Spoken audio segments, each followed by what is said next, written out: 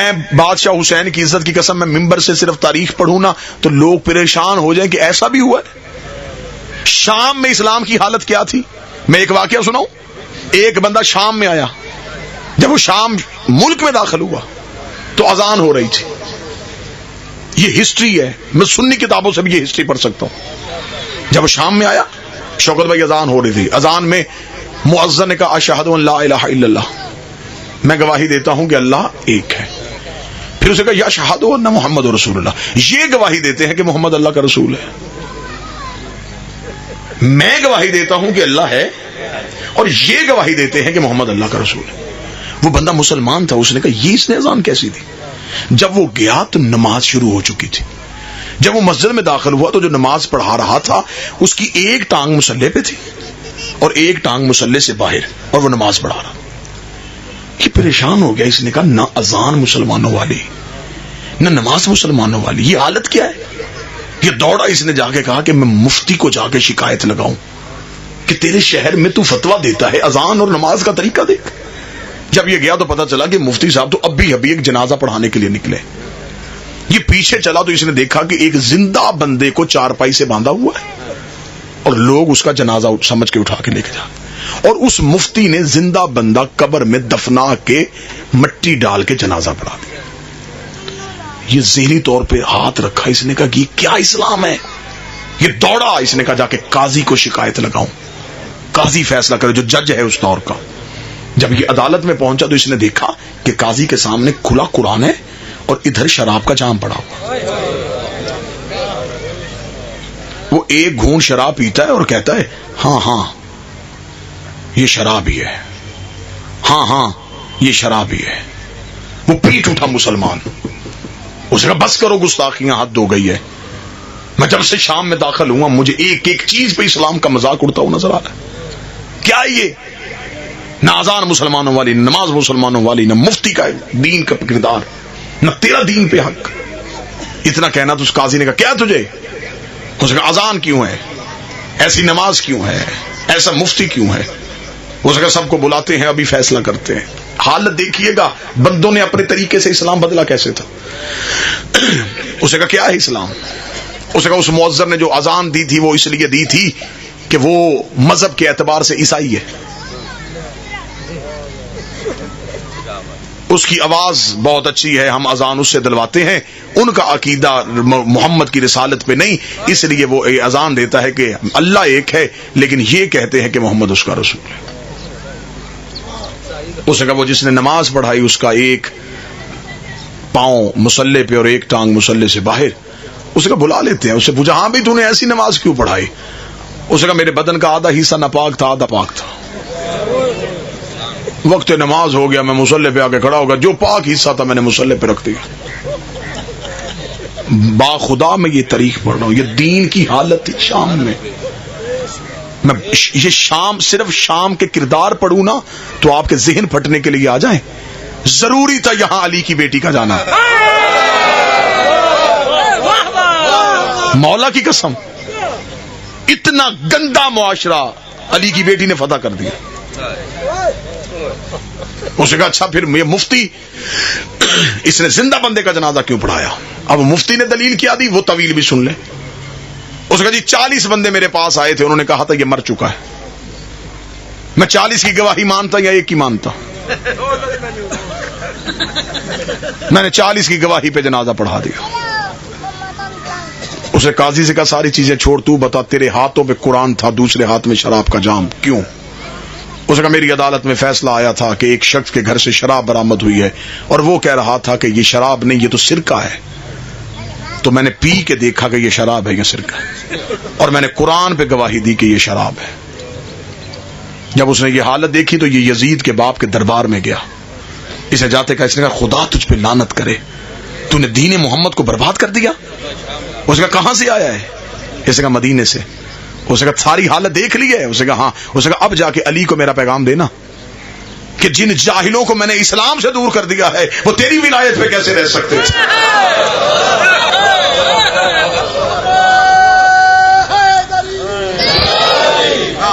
میرے پاس ایسے جاہل ہیں, ایسے جاہلوں کے گروہ ہیں جو میرے کہنے پہ دین چھوڑ سکتے ہیں جب جا کے اس نے کہا دیکھ لی حالت، تب جا کے علی کو پیغام دینا مجھ سے جنگ سوچ کے کرنا، میں نے تیرے مقابلے پہ ایسے جاہل اکٹھے کر لیے ہیں، یہ جاہلوں کی فوج ہے میرے پاس۔ اب میں نے تاریخ سے ایک یہ کردار پڑھا اور ایک کردار یہ بھی پڑھ دوں کہ علی کے پاس کیسے لوگ تھے۔ بڑا مشکل ہوتا ہے ممبر سے ہسٹری پڑھنا، لیکن میں کوشش کیا کرتا ہوں کہ میں کوئی نہ کوئی موضوع ہسٹری پہ ضرور پڑھوں تاکہ میری قوم کے بچے جو کتاب نہیں پڑھ سکتے وہ خطاب ضرور سنیں۔ علی کے پاس کیسے لوگ تھے؟ مولا علی کا ایک صحابی ہے، اس کا نام ہے ترما بن عدی بن حاتم تائی۔ یہ حاتم تائی کا پوتا ہے، عدی کا بیٹا ہے، ترما اس کا نام ہے۔ اس کے باپ نے علی کی ولایت پہ جان دی تھی۔ پوری ایک مجلس سرکار عدی بن حاتم پہ پڑھی جا سکتی ہے، عدی بن حاتم کے فضائل پہ۔ ترما اتنا ذہین تھا، اتنا ذہین تھا کہ مولا علی اس کو اپنا شاگرد کہتے تھے۔ شوکت بھائی دراز قد بڑا تھا، اتنا دراز قد تھا کہ اونٹ پہ بیٹھتا تھا تو پاؤں زمین پہ لگتے تھے۔ اسے مولا علی اپنا قاصد بنا کے بھیجتے تھے۔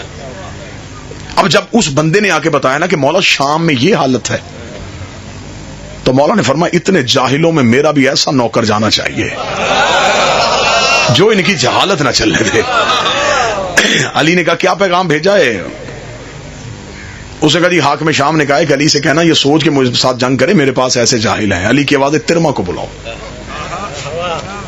ترما آیا، علی نے فرمایا ترما میرا خط لے کے شام جا۔ ترما نے خط لیا، خط امامے میں رکھا، اونٹ شام کی طرف۔ جب یہ شام میں داخل ہوا تو ایک باغ کے اندر معاویہ کے حواری پھر رہے تھے۔ باغ کی اس دور میں بھی چھوٹی چھوٹی دیواریں تھیں، دیوار چھوٹی تھی۔ انہوں نے باغ کے اندر سے دیکھا کہ ایک بندہ ہے جو اونٹ پہ سوار ہے اور اس کا سر جو ہے وہ بھی دیوار سے اوپر نظر آ رہا ہے۔ وہ فوراً دیوار کے پاس انہوں نے کہا اللہ اتنا دراز قد بندہ، وہ یہ کہاں سے آئے؟ انہوں نے کہا کیونکہ سارے جاہل تھے، سارے کمینے لوگ وہاں پہ رہنے والے تھے، انہیں نہیں پتا تھا یہ علی کا نوکر ہے۔ انہوں نے کہا آؤ اس کو مذاق کریں، اس کی توہین کریں۔ اکٹھے ہو کے باغ کی دیوار پہ آ کے انہوں نے ایک تانا دیا اس کو۔ انہوں نے کہا حال من اندہ کا خبر السما، تیرے پاس آسمان کی خبریں ہیں؟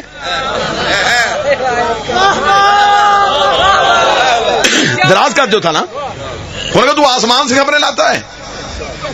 جواب سننا علی کے نوکر کا، علی نے بھی بندہ چن کے بھیجا تھا۔ انہوں نے کہا تیرے پاس آسمان کی خبریں ہیں؟ ترما نے دیکھا ہاں میرے پاس آسمان کی خبریں ہیں، آسمان پہ قہر ہے، نام اس کا علی ہے، تم پہ برسنے کے لیے تیار ہے۔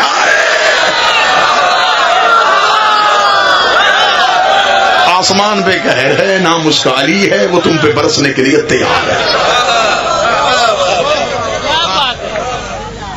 جب انہوں نے سنا، انہوں نے کہا تو کہاں سے آیا ہے؟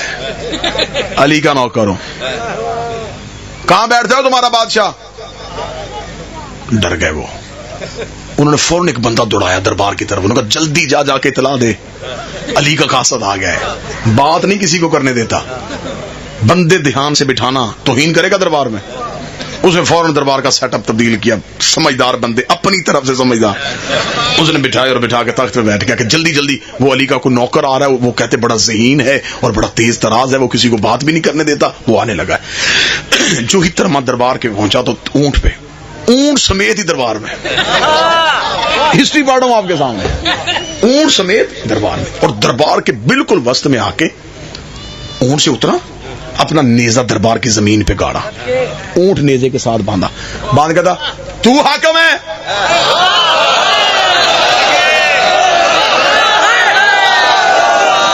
اور تو ہے شام کا حاکم؟ یہ تخت پہ ہی اس نے کہا سن میری بات، تو کون ہے؟ اس نے دربار میں آنے کا طریقہ نہیں آتا، علی کا نوکر ہے، یہ سکھایا علی نے اپنے نوکروں کو۔ اس نے کہا خبردار میرے مولا پہ کوئی تانا نہ دینا، کیا غلطی کی میں نے؟ اس نے کہا یہ دربار میں آنے کا طریقہ ہے، اونٹ دربار میں لے کے آتے ہیں، جانور اونٹ دربار کے باہر باندھے جاتے ہیں، گھوڑے باہر، اونٹ باہر، تو اونٹ لے کے دربار میں آ گیا۔ پورا دن بھی پورا یہ گرد و نواح کا مجمع بولتا رہے، علی کے اس نوکر کے جملے کا قد ہی پورا نہیں ہے۔